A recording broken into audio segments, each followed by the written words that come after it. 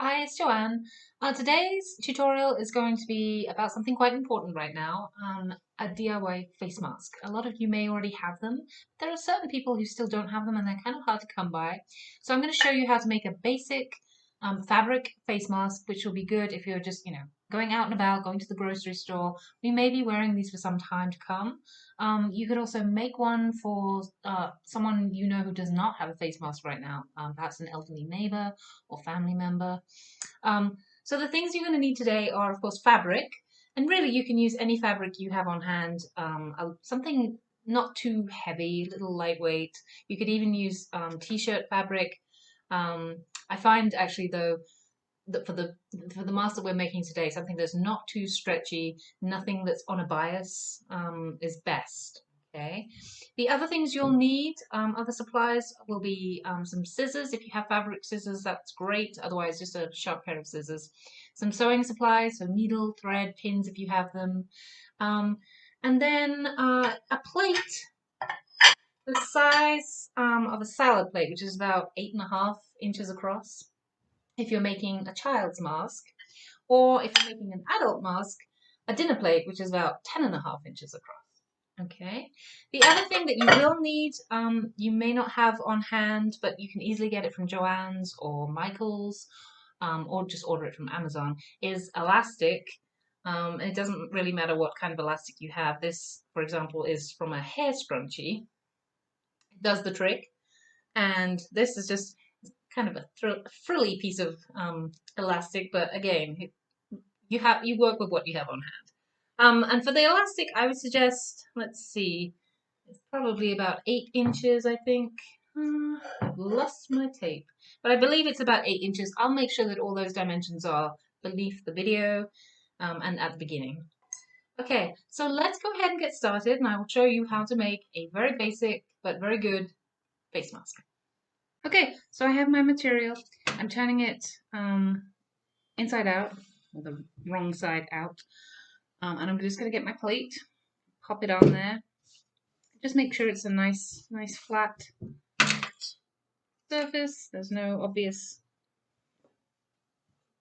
kinks in the material. It's not rocked up. And then we're just going to go ahead and draw a circle around this plate. Hoping that my pen is working. I think it is. Oops. Now it would probably be easier for you guys to use a marker.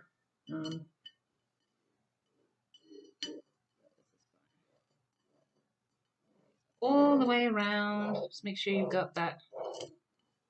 Okay. Then we're going to just remove the plate. And this is where you're just going to use some sharp scissors to go ahead and cut that out.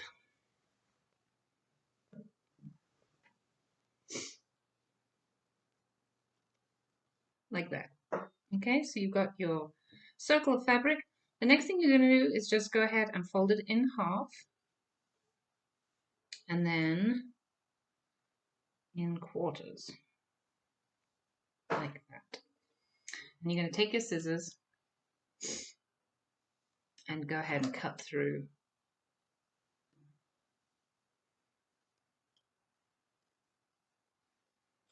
Like that. And then on the other side as well. Just go ahead and put it in. Oops. And cut. Oops. Would it be helpful if I actually had good fabric scissors? But some of these have run off with them. And then one more time. Okay, so you're going to be left with 4 quarters of material. Okay, and then you'll go ahead and you want the right side together. Okay, so you're going to put one on top of the other like that. And then the same thing. So the right sides are together, just like that. Okay, and then what we're going to do is we're going to sew along the outer edge there of that curve. Okay, so we're just going to take the fabric, make sure it's together, and just go ahead and start at that corner. I'm just going to pull it all the way through, and then you're just going to, of course, make a little knot so that it doesn't come apart as you're sewing. So you can just go ahead and a couple of stitches, and then make a knot. Just like that. Oops. Okay, and then we're just going to do a running stitch. Extremely easy and pretty fast.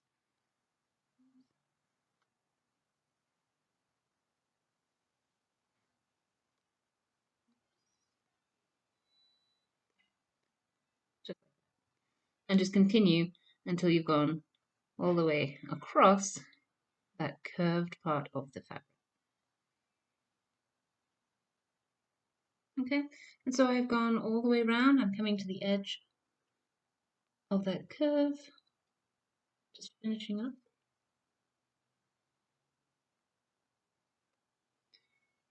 Okay, just like that. And then you're just gonna, again, just put a couple of stitches in here to finish that off, just like this, and then go ahead and knot it to make it nice and secure. It won't come apart. One time, and then go ahead and cut.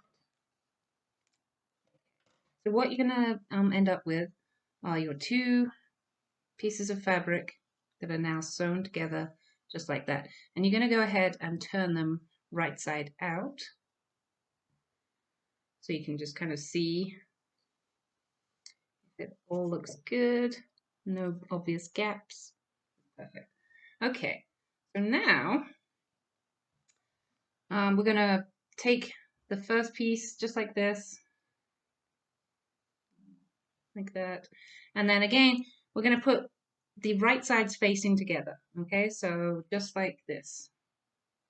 Just kind of line them up like this. Okay, so the right sides are in the middle. And then what we're going to do is we're going to sew all around the edges, all the way around, but we're going to leave a little gap where we started. We'll start there. We're going to leave a little gap so that we'll be able to turn it right side out. Okay, so we've lined those corners up. We're just going to go ahead and start sewing. I'm going to do another running stitch. And again, you just want to put in a couple of stitches with a knot so that as you begin sewing, it's not just going to go ahead and pull through. You want it to stay put. Put in a couple of stitches and then go ahead and knot that just like that. Okay, and then like I said, just a simple running stitch. Oops.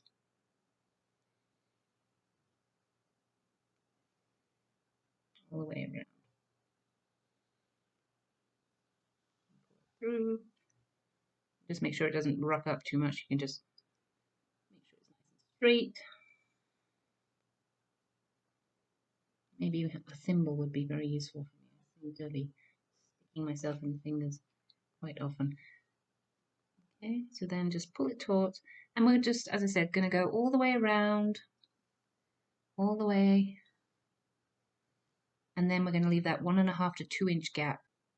Okay, so we're coming up to that corner where we started, and it's about 2 inches, 1.5 to 2 inches. We're just going to go ahead and put a little couple stitches here just to tie it off, just like this.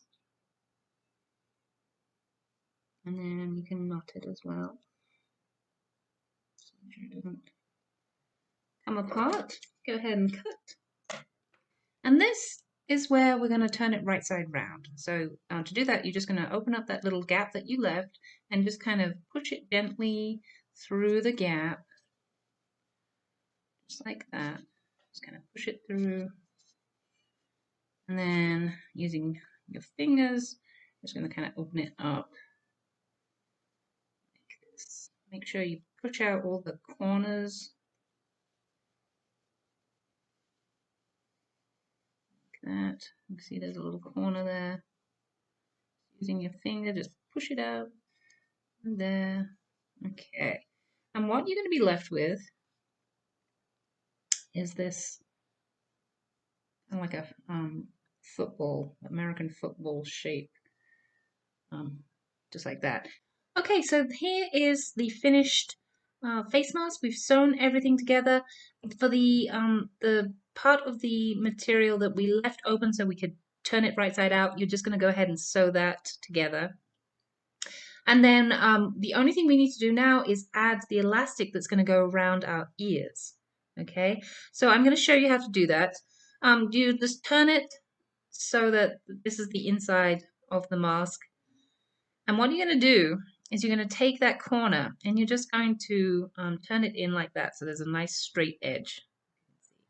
Okay, and there's a couple ways you could do this.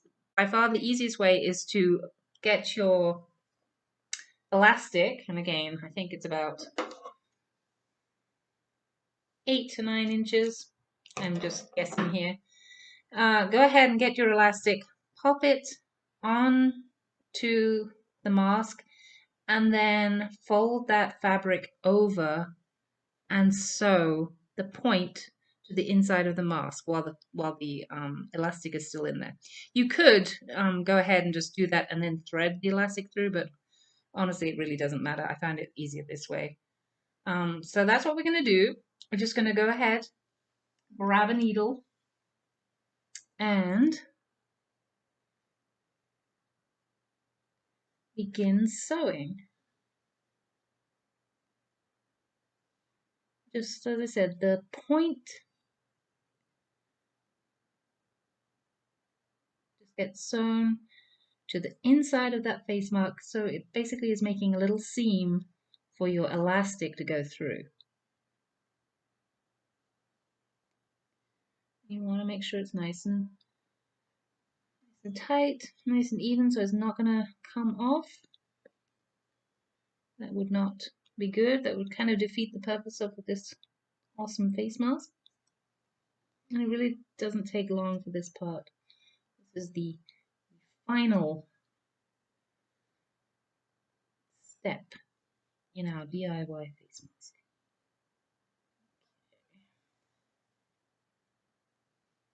Just go around to the other side. Okay, and you're just kind of creating a little seam for your elastic.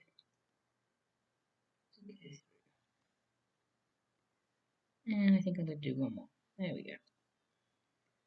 Okay, and then of course, as always, we tie it off by just doing a couple more stitches and then tying a knot. So take your needle and just thread it through the loops if you can find them. Okay, so there you go. You can see the elastic is now pinned beneath that edge that you've just created. We'll go ahead and cut that like that. And then all you need to do at this point is take the ends of your elastic and you're just going to make a knot. So just go ahead like this. And just make sure that you bring that knot to as far up as you possibly can before you really tighten it, because you want a nice loop for your ears. You want it to be comfortable, not too tight, not pulling too hard on your face. So that's a pretty good loop, I think. It's nice and tight. I'm just going to cut off the ends. Oops. Good. Okay. Okay, and then just to make it, kind of neat, you can just pull that knot that you made through and just kind of hide it inside there. Okay, just like I did with this one. All right, and that is pretty much it. You have now a wonderful face mask that is ready to go. You can just pop this in your bag. You can give it as a gift to someone who doesn't have one right now. Okay, so that is it. We have finished our masks. There they are. Nice and stretchy. Big enough. This one is adult sized. I also made one earlier for my son. I haven't put the elastic on yet. And for my son, who is 2, obviously it is much smaller. I'm actually going to put elastic so that it goes all the way around his head because his ears are so tiny they won't stay on. And I think he'll probably just get irritated anyway. So I'm going to go ahead for this one. For any baby or toddler, if you're going to make a mask, I would suggest using a longer strip of elastic and putting it all the way around. Okay.